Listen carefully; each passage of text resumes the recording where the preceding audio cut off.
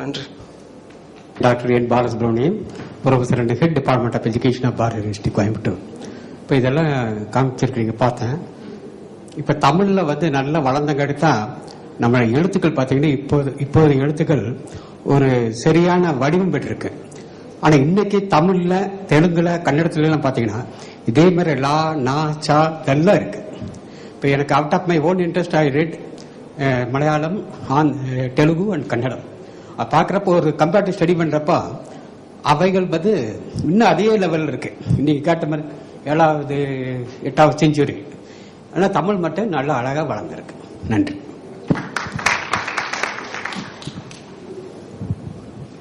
என்னோட பேர் சண்முகம், சென்னை பல்கலைக்கழகத்தில் வரேன். நீங்கள் ஸ்க்ரீன்ஷாட்ஸ்லாம் காமிச்சிருக்கீங்க இல்லையா? உங்களால் முடிஞ்ச ஒரு சின்ன டெமோ காட்ட முடியுமா? இப்போ டைம் இருந்துச்சுன்னா ஒரே ஒரு இமேஜ் மட்டும். டெமோ எந்த பிரச்சனை இல்லை. என்னன்னா சாஃப்ட்வேர்ல இப்போ சாஃப்ட்வேர்ல டெமோ பிரச்சனை இல்லை. டெமோ இருந்துச்சுன்னா அது எப்படி இருக்குதுன்னு பார்க்கறதுக்கு வசதியா இருக்கும், அதுக்காக கேட்டோம். ஓகே, நான் தனியாக கூட நீங்க என்கிட்ட காமிக்கலாம், ஒன்றும் பிரச்சனை இல்லை. இந்த அரங்கத்தில் தான் காமிக்கணும்னு அவசியம் இல்லை, வெளியே கூட நம்ம பார்க்கலாம். சரி, என்கிட்ட ப்ரோக்ராம் இருக்கு, நாங்க வந்து ரன் பண்ணி காமிக்கிறோம். நன்றி.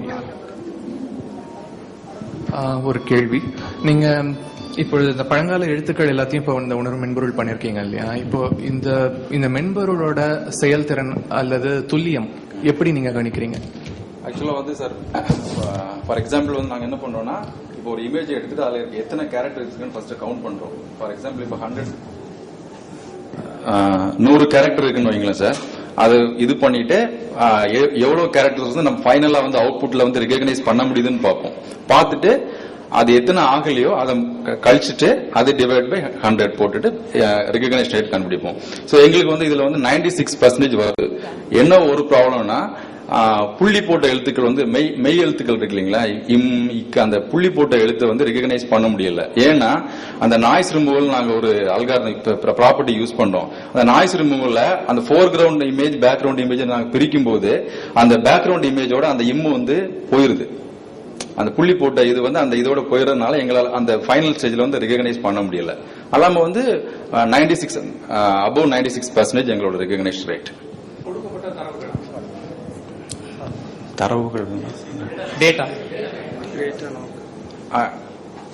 ஆக்சுவலா சார், அந்த ஆர்கியாலஜிக்கல் டேட்டா ஆர்கியாலஜி டிபார்ட்மெண்ட்ல தலைமை செயலகத்துல நானே போய் வாங்கினேன். இதுல வந்து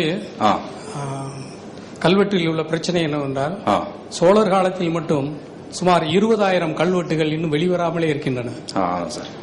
அதில் உள்ள எழுத்து வடிவங்களை பற்றி உங்களுக்கோ எனக்கோ தெரிவதற்கு வாய்ப்புகள் இல்லை.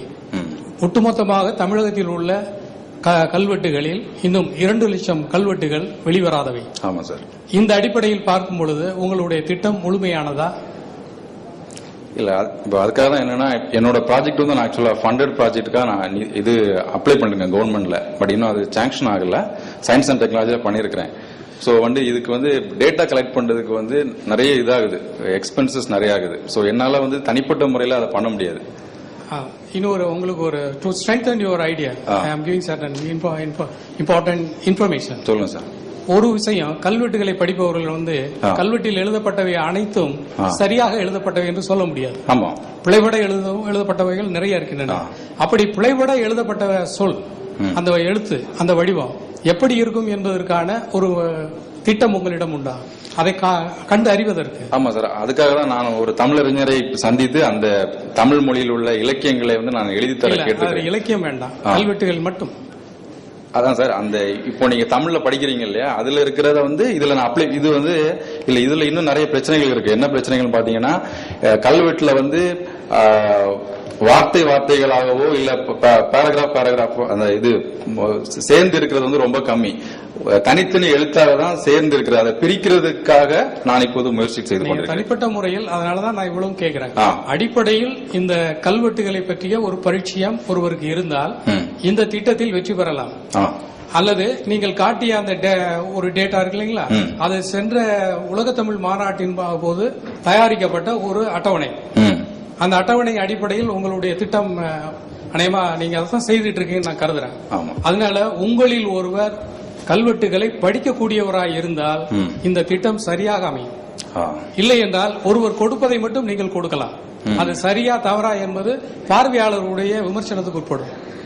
இல்ல சார், அதாவது வந்து நாங்க அதை என்ன பண்றோம்னா ஜென்ரேட் பண்ணிட்டு அந்த கேரக்டர்ஸை வந்து இப்போ கல்வெட்டுல இருக்கக்கூடிய எழுத்துக்களுக்கு ஏத்த மாதிரி ஒரு லெட்டரையும் வந்து நாங்க இப்போ இருக்க மாடர்ன் டெக்ஸ்டாக எடுத்துட்டு அந்த கல்வெட்டுகள் படிக்கக்கூடிய நிபுணர்களுக்கு கொடுத்து நமக்கு இருந்து ஒரு அர்த்தம் தெரியும். சோ இப்போ உதாரணத்துக்காக இப்ப பலம் என்றாலுக்கா நமக்கு பால மா என்று ஒற்றெழுத்து இல்லாமல் பால மா இருந்தாலும் அப்படி இருந்தாலும் நாம் படிக்கக்கூடிய நம்மளுடைய திறனாளி கொண்டு நம் பலம் என்றுதான் நம்ம அதை படிப்போம். நமக்கு வந்து அது அதைத்தான் சொல்றேன். எந்த இடத்தில் வந்து அந்த புள்ளி வரும், புள்ளி வராது. இப்ப ஓலைச்சுவடியில புள்ளி வரக்கூடிய காலம் வேறு, புள்ளி வராமல் எழுதுகிற காலம் வேறு. கல்வெட்டில் புள்ளியுடன் இருக்கக்கூடிய கல்வெட்டுகளுடைய காலம் வேறு, புள்ளியுடன் வரக்கூடிய கல்வெட்டுகளுடைய காலம் வேறு. முடிவுகளில் சில இடங்களில் குறியீடுகளுடன் நிற்கும். குறியீடுகளை நீங்கள் இதில் வந்து கணக்கிட்டு அதை சேர்த்திருக்கிறீர்களா என்பது கூட அடுத்த ஒரு கேள்வி வரும். இது வந்து எங்களோட புள்ளி இல்லாத இடத்தில் கல்வெட்டுகள் ஒரு வரியினுடைய முடிவில் புள்ளி இருக்கும், புள்ளி இல்லாமல் இருக்கும், சில குறியீடுகளுடன் நிற்கும். ஆக புள்ளி என்ற இடத்தில் நீங்கள் என்னென்ன வடிவங்கள் வரும் அப்படிங்கிற ஒரு டேட்டா இருக்கணும். இப்ப வந்து பிராமி எழுத்து ஒரு உதாரணத்துக்கு சொல்கிறேன்.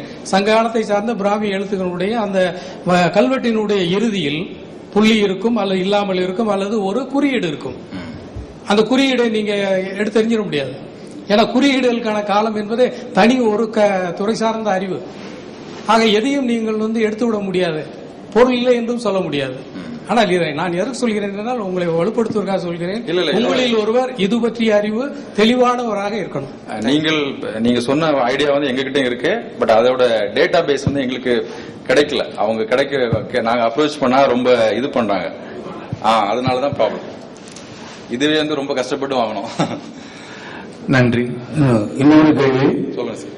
இப்ப அந்த காலத்துல வந்து ஈக்கு புள்ளிகள் தான் இருந்ததுன்னு சொன்னீங்க. அப்ப எப்படி அக்கனாவையும் இந்த புள்ளியையும் வேறுபடுத்தி காட்டினார்கள்? அக்கு வந்து கிடையாது சார். அக்கு வந்து எப்போ வந்தா 8th செஞ்சுரிக்கு 8ஆம் நூற்றாண்டுக்கு அப்புறம் தான் அதை யூஸ் பண்ணிருக்காங்க அக்கு. அப்படிங்களா? ஆமா ஆமா.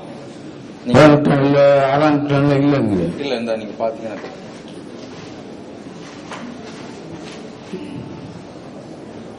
ஓவோட முடிஞ்சிடும் சார். இந்த பாத்தீங்களா கடைசியில. ஓ, அப்போ 10 எழுத்துக்களோட முடிஞ்சிருது. உயிர் எழுத்துக்கு 10 முடிஞ்சிருது. அவ அக்கு இல்ல. இல்ல, அது பின்னால் வந்தவை, சேர்க்கப்பட்டவை. அது சேர்க்கப்பட்ட காரணங்கள் தெரியுங்களா? இல்ல, அந்த காரணங்கள் எனக்கு தெரியல சார். எந்த பகுதியிலிருந்து இந்த எழுத்துக்களை கல்வெட்டு எடுத்தீர்கள்? எந்த ஊரு, எந்த பகுதியில்? தஞ்சை பெரிய கோயில். பெரிய கோயில். தஞ்சை பெரிய கோயில். தஞ்சை பெரிய கோயில். நன்றி நன்றி. கருத்து முடிந்தவுடன் மதிய உணவு இடைவெளி. அதாவது நான் திருப்பதியில் இருக்க தமிழ் கல்வெட்டு அது படிக்கவே முடியல. நானும் ட்ரை பண்ணி பார்க்க முடியல. ஆனா சமீபத்தில் ஸ்ரீரங்கம் போயிருந்தேன். அங்க வந்து பாத்தீங்கன்னா எழுதியிருக்கிறாங்க, தெலுங்குல எழுதியிருக்காங்க. பட் இந்த தெலுங்கு படிக்கிற மாதிரி இருக்கு, மாடர்ன் தெலுங்காவே இருக்கு. சரி சார். ஆனா நம்ம திருப்பதியில் இருக்கிற திருப்பதி இந்த இதுல எழுதியிருக்கிற தமிழ் நம்மளால படிக்க முடியல. அதுக்கு என்ன ஒரு ரீசனாக இருக்கு? அதுக்கு காரணம் இதான் சார். உங்களுக்கு வந்து அதுக்கு சமமான இப்போ உள்ள எழுத்து வந்து தெரியல. அதனாலதான் அந்த ப்ராப்ளம் தான் நாங்க வந்து என்னோட ஆராய்ச்சியா நான் எடுத்திருக்கேன். ஆராய்ச்சியோட கருவே வந்து அதான். உங்களுக்கு தமிழ் லெட்டர்ஸ் தெரியுது, ஆனா படிக்க முடியல இல்லையா? சோ அதை வந்து நம்ம ப்ராசஸ் பண்ணி கண்டுபிடிக்கிறோம், என்ன லெட்டர்ஸ்ங்கிறத கண்டுபிடிக்கிறோம். அதே மாதிரி இப்போ தெலுங்கு அந்த காலத்து தெலுங்கு எழுதி இருக்கணும். ஆனா பாத்தீங்கன்னா அது பிரிண்ட்ல வந்த மாதிரி இருக்கு, எழுத்துக்கள் முழுமையாக இருக்கு. தெலுங்கு பத்தி எனக்கு அதாவது படிச்சு பார்த்தா ட்ரை பண்ணி பார்த்தா படிக்க முடியுது. ஆனா அதே சமயத்தில் திருப்பதியில் இருக்க தமிழ் நம்மளால படிக்க முடியல. சரி சார். இதே கருத்தை வந்து அது அப்படியே இருக்குது, வளரலைங்கிறது மாதிரி நாங்க ஒரு இதே கருத்தை திருப்பதியில் இருக்கிறது வந்து என்னோட முன்னாடி நான்